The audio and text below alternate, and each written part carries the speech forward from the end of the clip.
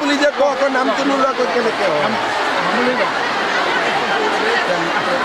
কেনেকৈ লৈছে নামটো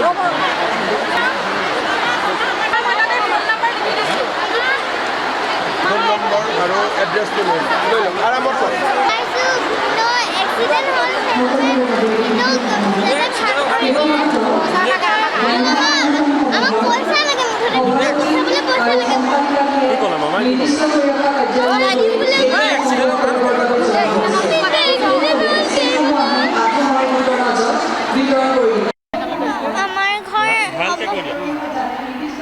আমাৰ ঘৰ অৱস্থা একেবাৰে বেয়া ভিন্দৰ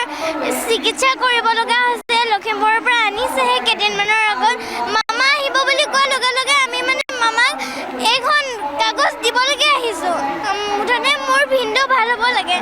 সেইটোৱে বিচাৰিছোঁ মই ভিন্দৰ এক্সিডেণ্ট হ'ল ভৰি 1.5 বছৰ হ'ল ভিন্দৰ ভৰি এখন হেৰাই গ'ল চিকিৎসা কৰি আছোঁ ভাল হোৱা নাই মামা বা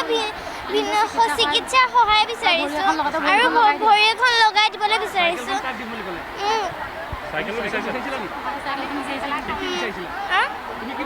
মই চাইকেল এখন বিচাৰিছোঁ মামাই কৈছে দিম বুলি কৈছে ৰাতিলৈ আমাৰ ঘৰ অৱস্থা একেবাৰে বেয়া মামাই কৈছে যে হেৰি দিম বুলি কৈছে হেৰি নমস্কাৰ মোৰ নাম শ্ৰী মধুস্মিতা শইকীয়া মোৰ ঘৰ নাৰায়ণপুৰ মাধৱপুৰ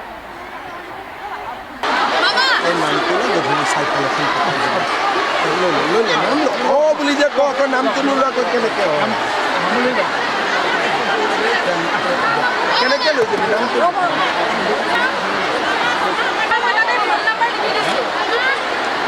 ফোন নম্বৰ আৰু এড্ৰেছটো লৈ ল'ম আৰামত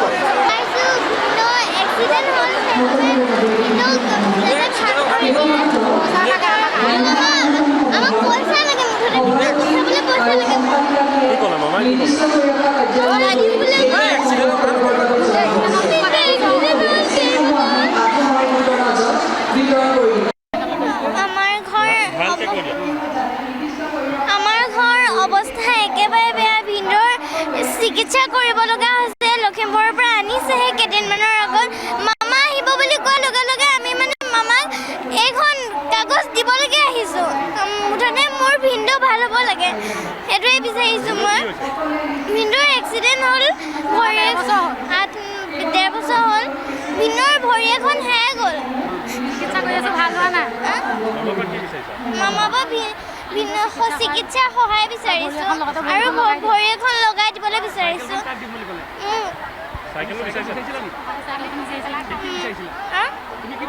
মই চাইকেল এখন বিচাৰিছোঁ